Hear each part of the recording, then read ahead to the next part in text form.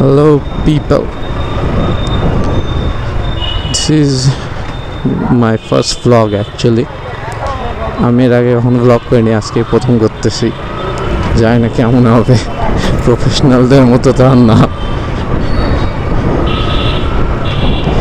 কথা আছে না, there is first time for everything, একটা সেই রকম। তো চেষ্টা করবো আপনাদেরকে বোর না করার। আমি যে বাইকটা ইউজ করি, তো আপনারা অবশ্যই সামনের মিটার কনসোল দেখে বুঝে গিয়েছেন যে এটা সুজুকি জিক্সার মোনোটোন। অ্যান্ড এটা নিয়ে এমন কিছু বলার কিছু নাই, সবার খুবই পরিচিত একটা বাইক। আর আমার বাইকটা কিনা প্রায় 1 বছর হতে চললো। তার মধ্যে প্রায় 3500 কিলো চালা হয়ে গেছে আমার। তো ভাবছি বাইকটা নিয়ে রিভিউ করব, যেহেতু ফার্স্ট ভ্লগ আমার, ফার্স্ট টাইম আমার বাইকটাকে একটু কেমন কি 3500 কিলোতে অ্যাকচুয়ালি আমার বাইকটা কেমন যাচ্ছে, কস্ট কেমন কি পড়ে, মেনটেনেন্স, এইসব নিয়েই কথা বলবো। Let's go.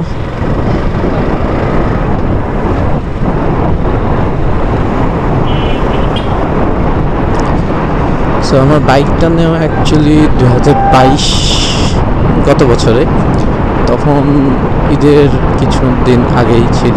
তো আমার পড়ছিল প্রায় 1,92,000 এরকমই পড়ছিল। আর পেপারস, আমি সব পেপারস ইনক্লুডেড নিয়েছিলাম। তো সব পেপারস অ্যান্ড বাইক সব কিছু মিলে প্রায় 2,000 কাছাকাছি পড়েছিল। এখন তো শুনছি নাকি বাইকের দাম আরও বাড়ছে, বিশেষ করে এই মোনোটোনটা।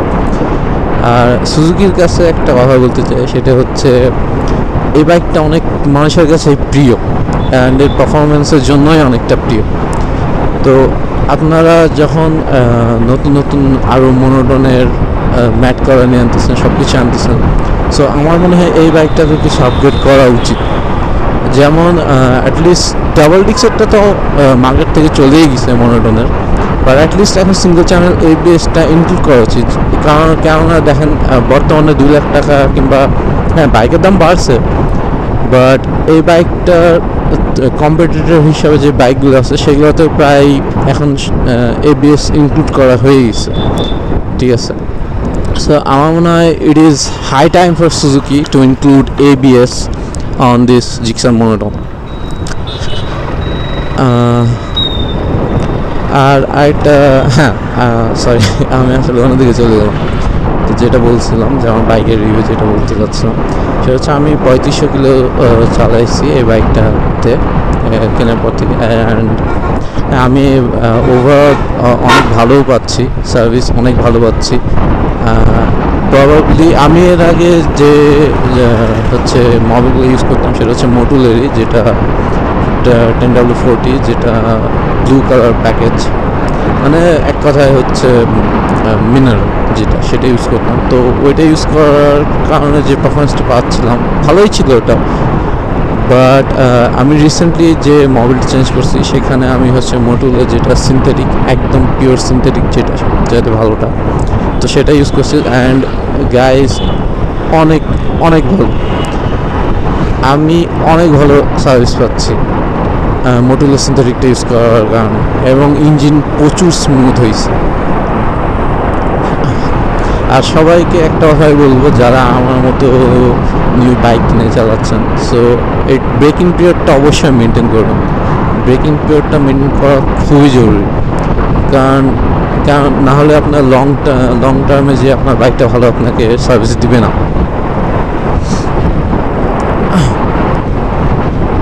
সো এই, আর হচ্ছে আমি কিছু আপগ্রেড করছি খুব। আমি সাধারণত বাইকে খুব বেশি আপগ্রেড পছন্দ করি না, ঠিক আছে। সিম্পল মিনিমালিস্টিক লুকটাই আসলে বেটার লাগে বাইকে। কারণ আপনি প্রথম যখন আপগ্রেড করবেন, আপনার কাছে মনে হবে যে আচ্ছা একটু নিউ লাগছে, বাট কিছুদিন পর যে না, ওটা আপনার কাছে মনে হবে যেন না, এটা আর ভালো লাগতেছে না।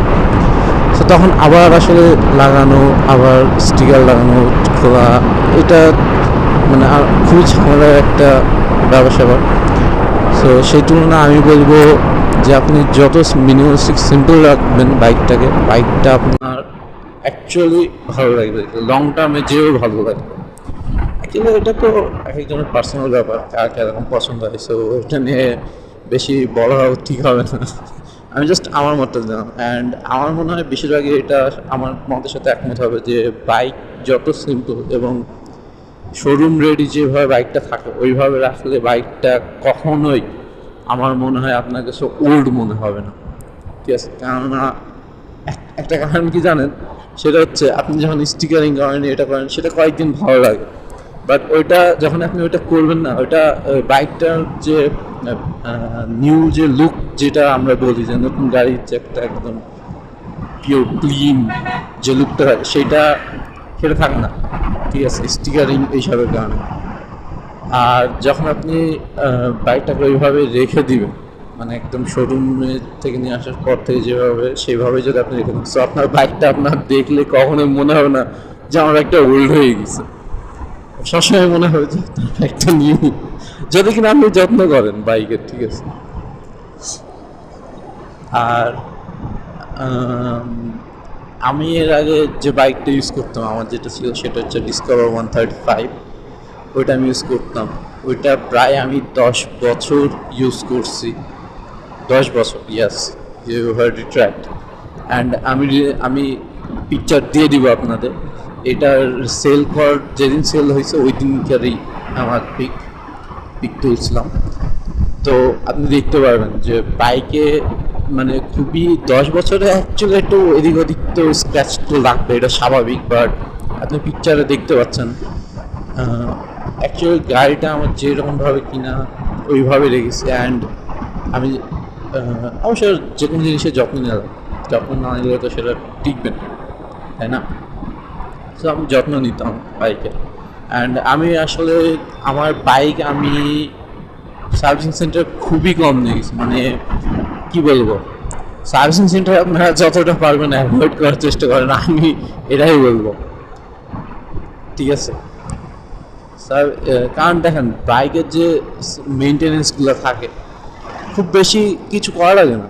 ঠিক আছে, সেটা হচ্ছে আপনার রেগুলার যে মেনটেন্যান্স, সেটা হচ্ছে oil Mobil change, oil filter change, air filter তার আপনাকে মোবিল ফিল্টার বা এর সাথে চেঞ্জ করা লাগে না। এটা কিছু কিছু মানে বিভিন্ন গাড়ির ম্যানুয়াল বুকে দেওয়া থাকে যে 5,000, সরি 8,000 বা 10,000, 15,000 কিলোমিটার পর চেঞ্জ করেন। বাট আমি 5,000 কিলো আমার যে আগে বাইকটা ছিল, এটা তো এখনো 5,000 হয়নি, কেবল 35 হচ্ছে। তো আমি 5,000 কিলো পর পরই হচ্ছে এয়ার ফিল্টারটা চেঞ্জ করি। আর স্পার্ক প্লাগটা ওই তো 5,000 বা 4,000 কিলো পর পর চেঞ্জ করলে বেটার থাকে। সো আমি বলবো যে এই যে Mobil, oil filter, air filter, spark plug, এইগুলা জাস্ট এইগুলাই তো মেনটেন্স, আর খুব বেশি করা লাগে না। আর আপনি বাইক যত মডিফাই করবেন, ঠিক আছে, আপনার বাইকের আসলে আমি বলবো মানে লাভের চাইতে ক্ষতির অংশ বেশি হয়।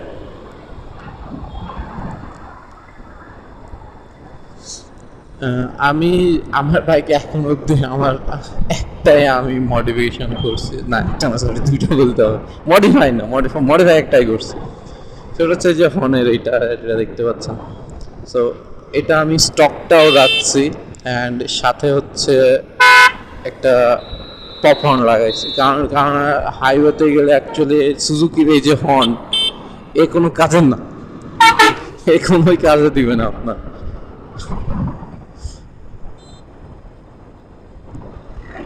সো ইয়া, মডিফিকেশন বলতে জাস্ট এইটা। আর আমার বাইক পুরো স্টক, আপনি যখন দেখতে পারবেন বাইকটা, আমার বাইকটা ছবিটা থাকবে এখানে। সো ওখানে দেখতে পাবেন যে মডিফিকেশন বলতে অ্যাকচুয়ালি সেরকম কিছু নেই। এটা করতে আমার প্রায় কত 1500 প্রায় খরচ পড়ছে, বলতে গেলে 1500 কাছাকাছি খরচ পড়ছে। এটা কারণ কেমন কি সেটা আপনাকে আমি বলি। এটা এই যে সুইচটা দেখছেন, এটা এটা আপনার পড়ছে প্রায় 300 টাকা। এটা মেটালের, খুবই ভালো। এটা আপনার পড়বে 300 টাকা। এরপরে হচ্ছে যে পপ হর্ন, ওটা তো আপনার বাজেট, আপনার পছন্দের মতো। ঠিক আছে, সো মিনিমাম ওখানে আপনি ধরে রাখেন 500 বা 600 টাকা। যদি 500 টাকাও ধরেন পপ হর্নের এটা, 500 টাকাটা ওখানে 500, এখানে ধরেন 300। যেটা লাগে, যে রিলেটা লাগে, ওখানে আপনার অনেকে আছে কি স্টকটা ফেলে দেয়, শুধু পপটাই লাগানো থাকে, তো সেখানে আপনার ছোট একটা রিলে পাওয়া যায়, বেশ না, ওটা 60 টাকা পড়ে। ওইটা আপনি শুধু পপ রাখলে ওইটা দিয়ে আপনার হয়ে যায়। বাট আমার যেহেতু এটা ডবল করা আছে, স্টক আর পপ দুইটা, সো আপনি এটার জন্য আপনার একটা ভালো রিলে লাগাতে পারেন। ওই ভালো রিলেটা দেওয়ার কারণটা কি, ওটা কারণে আপনার ব্যাটারি লাইফটা ভালো থাকবে, ঠিক আছে, আপনার ব্যাটারিটা ভালো থাকবে। নাহলে আপনার ব্যাটারির লাইফটা ড্রেন হতে পারে। সো বাইকে আমি বলবো কখনোই চিপ জিনিস লাগাবেন না, ঠিক আছে, বাইকে চিপ জিনিস না লাগানোই উচিত, কারণ এতে আপনার সুবিধার চাইতে আপনি যে কারণে লাগাচ্ছেন সেটা কারণে আরও অসুবিধায় বেশি ভুগবেন। তো মডিফিকেশন অ্যাকচুয়ালি সেইভাবে আমার বাইকে করে না, এবং আমি রেকমেন্ডও করি।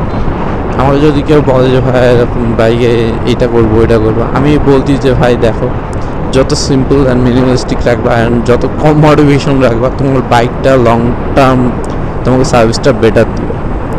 আর যেগুলো না করলেই না, একটু আগে যেগুলো বললাম মোবাইল টবেল, ওইগুলো তো টবেল বলছি, মোবাইল পরিবর্তন, এই ধরনের এই কাজগুলো, এইগুলো যদি ভালো রাখো, চেঞ্জ করো নিয়মিত, সো ব্যাস, এতে তোমার বাইকটা অনেক লং টার্ম সার্ভিস দিবে, আমি এটাই বলবো।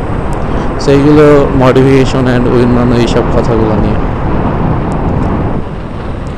বাহ, অনেক বিউটিফুল একটা জায়গা। আমরা সামনে এটা সামনে একটা আছে, ওইটা দিয়ে যাই।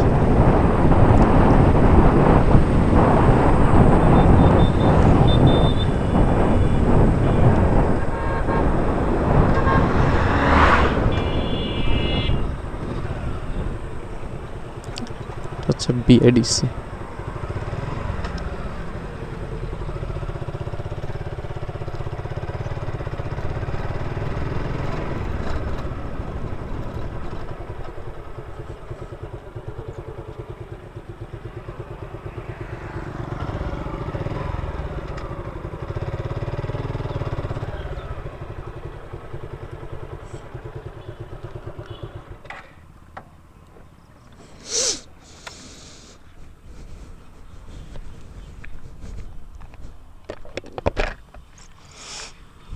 So yeah, as you can see, this is my bike, the Suzuki Gixxer Moto.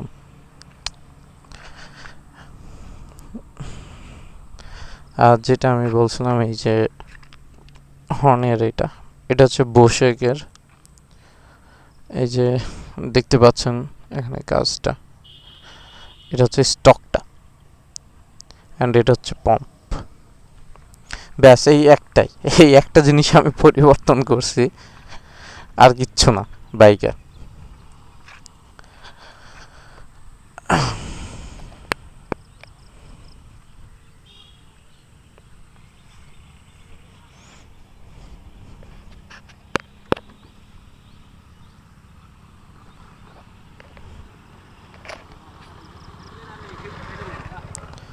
What a beautiful place.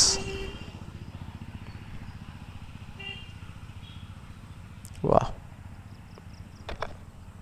ভিতরে যাবো না, ভিতরে ওই সাইডে আছে রাস্তা, খুব একটা ভালো না, কারণ সামনে থেকে আবার কাদা, আর এখন বৃষ্টির সময় তো গ্রামের এই সাইডে আসলেও একটু সমস্যা, কেননা কাদার কারণে খুবই প্রবলেম।